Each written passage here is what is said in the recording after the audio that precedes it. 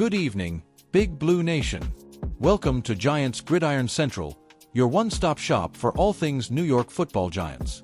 I'm your host, Jax Harlan, coming to you live from the shadow of MetLife Stadium, where the lights are always bright and the hits are always hard. Folks, have you ever wondered what happens when a rookie makes a mistake in the cauldron of the NFL? Tonight, we've got a story that's equal parts accountability, resilience, and that classic Giants grit.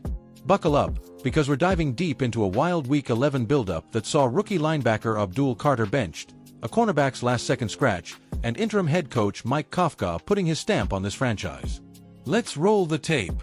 We start in East Rutherford, New Jersey, where the Giants are gearing up for a Sunday showdown against the Green Bay Packers. But before the first snap, drama unfolded off the field.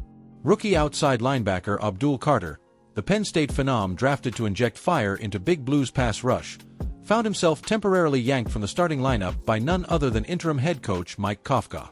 The reason? An unspecified team rule violation during the practice week. Carter, ever the stand-up guy, owned it in front of the cameras. "I made a mistake this week that hurt the team," he said, keeping the details locked tighter than a goal line stand. "That was the consequence. So I had to live with it." Picture this. Carter's name is announced in the starting lineup, fans in the stands roaring, but on the very first defensive play, it's veteran Tommen Fox trotting out instead. Eyebrows raised across the stadium.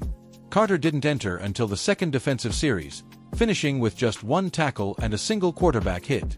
For a guy billed as the next great Giants disruptor, it was another quiet afternoon in what's been a whisper-soft rookie campaign. Half a sack through 10 games heading into today. But here's the silver lining, folks. Kafka, in his very first week as the big whistle, promised accountability after taking over mid-season, and boy, did he deliver. "That was a coach's decision," Kafka said, stone-faced. "It's something we discussed.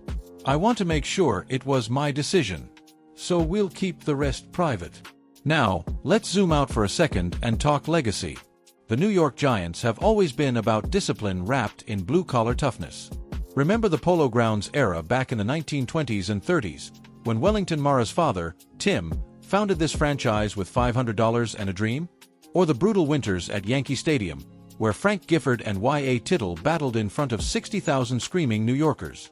Fast forward to the modern MetLife era, Super Bowl 42, David Tyree's helmet catch, Super Bowl 46, Mario Manningham's sideline tiptoe. Those moments weren't built on talent alone. They were forged in the fire of accountability. Lawrence Taylor, the greatest to ever wear the Giants uniform, once said, "You don't just show up, you earn it every single day." Abdul Carter's benching? That's the Giants way. Kafka, a former Giants offensive coordinator turned interim headman, is channeling that old-school ethos. But wait, there's more heartbreak on the injury front.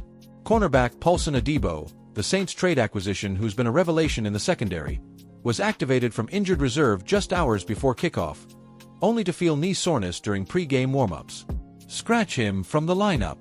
Deonte Banks, the third-year speedster out of Maryland, slid into the starting spot opposite veteran Adoree Jackson. Adebo's already missed 4 games since tweaking that knee earlier this season, and get this, he and quarterback Russell Wilson were the only 2 Giants ruled out this week. Wilson, the Super Bowl champ brought in to stabilize the quarterback room behind Daniel Jones, remains sidelined with a lingering calf issue. Folks, when your secondary is already thin, losing a ball hawk like Adebo is like pulling the goalie in overtime. Let's break down the tactical ripple effects. Without Carter starting, the Giants leaned heavier on edge rushers Kayvon Thibodeaux and Brian Burns, our dynamic duo who've combined for 8 sacks this year. Thibodeaux, the 2022 5th overall pick, has that explosive first step reminiscent of Michael Strahan in his prime. Burns, acquired in that blockbuster trade with Carolina, brings the bend and dip that makes offensive tackles sweat. Tommen Fox? Solid depth guy, but he's no Carter in coverage. Defensively, coordinator Shane Bowen dialed up more blitz packages to compensate, sending safeties like Xavier McKinney, our Pro Bowl playmaker, on delayed rushes. Statistically, the Giants ranked 22nd in sacks per game at 2.1, but with Dexter Lawrence clogging the interior like a human wrecking ball, they're top 10 in run stuffs. Compare that to last season's 28th ranked defense, and you see progress, even if the rookie hiccups sting. Switching gears to the sidelines, Mike Kafka's interim tenure is already leaving fingerprints. He's tweaking the weekly schedule faster than a quarterback reading a blitz. Special teams meetings? Moved up to Brighton those early mornings. Player day off? Shifted from the traditional Tuesday to Monday, a throwback to Ben McAdoo's 2016-17 regime, the last Giants coach to pull that move. Why does it matter? Recovery science, folks. Studies out of the NFL's own performance labs show that an extra 24 hours post-game can slash soft tissue injury risk by up to 15%. Kafka's also emphasizing film study on Wednesdays, giving vets like offensive lineman Andrew Thomas, our blindside protector and locker room leader, more reps to mentor rookies. Thomas, by the way, just signed that massive extension. He's the anchor of a line that's allowed the fewest sacks in the NFC East over the last 5 weeks. Let's sprinkle in some expert perspective. I spoke with former Giants linebacker and current ESPN analyst Antonio Pierce. Yeah, the same guy who coached the Raiders last year. Kafka's sending a message, Pierce told me. Rookies think the NFL is college on steroids. One slip-up, and boom, you're watching from the pine. Carter's got the athleticism of a young LT, but he needs the mental reps. This benching? It's a blessing in disguise. And from the fan side, lifelong season ticket holder Maria Rossi from Staten Island chimed in on our hotline. Big Blue doesn't coddle. I was at Super Bowl 42 when Eli escaped that sack. That's the standard. Carter will bounce back. He's got that New York edge. Statistically, let's put Carter's season in context. Through 10 games, his 0.5 sacks tie him with undrafted free agents for the team lead among rookies. Pressures? He's at 12, per Pro Football Focus, not elite, but better than Azeez Ojulari's rookie pace back in 2021. Compare him to historical Giants rookie linebackers. Carl Banks in 1984 had 2.0 sacks in a strike-shortened year. Jesse Armstead exploded for 5.0 in 93. Carter's projected full-season pace? Around 0.8 sacks. Underwhelming, sure, but remember, the kid's playing behind a rotating cast due to injuries. If he learns from this, sky's the limit. Looking ahead, what does this mean for the playoff push?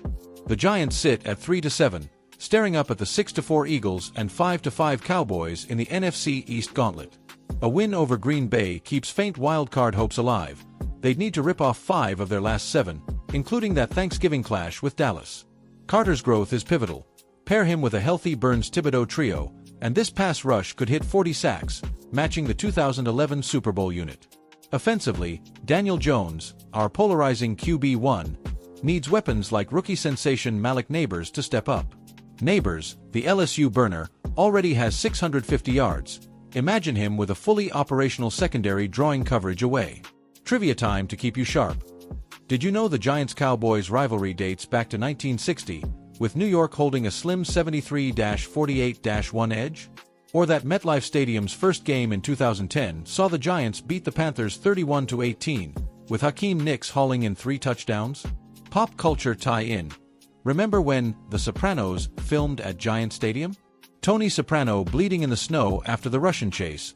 Pure Jersey grit, just like our boys in blue. Predictions? I'm calling it. Carter logs his first full sack next week against Tampa Bay. Kafka's schedule tweaks spark a 3-game win streak, and Adebo returns fully healthy to lock down the slot. But the real X factor? You, the fans. Pack MetLife, drown out those Packers cheers, and let's remind the league why Big Blue travels in hordes. That's your Giants update. Folks, accountability served, resilience loading, and the NFC East battle raging. Next game, Sunday, 1 p.m. Eastern, right here on the network. Tell your friends, fire up the grill, and wear that Eli jersey proud. This is Jax Harlan, signing off. Go Giants!